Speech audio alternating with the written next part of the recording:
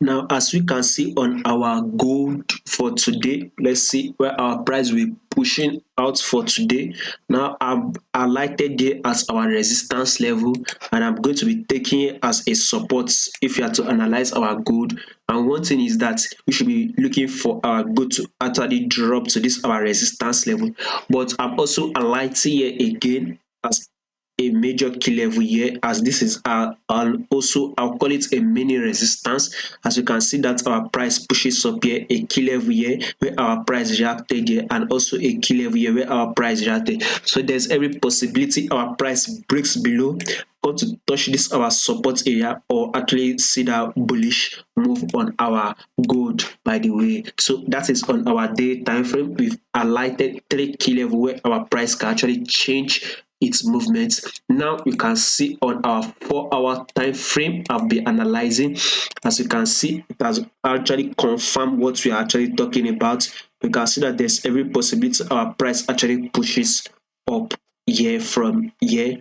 As you can see, a reaction here, and also here as serves as a resistance level, and we can also see our price can actually break below it and push up. So anyway it is, let's see where our price will be moving. As you can see on our 4 hour time frame, if my price can actually still continue to go down bearish, then I'll actually be I'll plan to take my sell at around 1823. We are currently at 1828.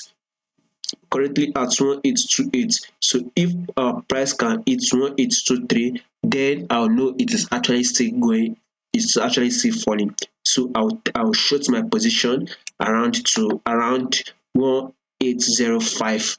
At least if I can short it to 1805, then probably might be seeing our price changing reaction. But by the way, our price is reacting, ranging within this area and this area. So watch out where our price move. We can see a movement upward, and we can see our price force and break this our line we've highlighted here. But anyway, we actually want to be trading it what we see and not what we think. And now our 1 hour time frame, you can see our 1 hour time frame, it is actually bearish. Our price is still actually falling. There is no indication yet that our price wants to start going pushing up.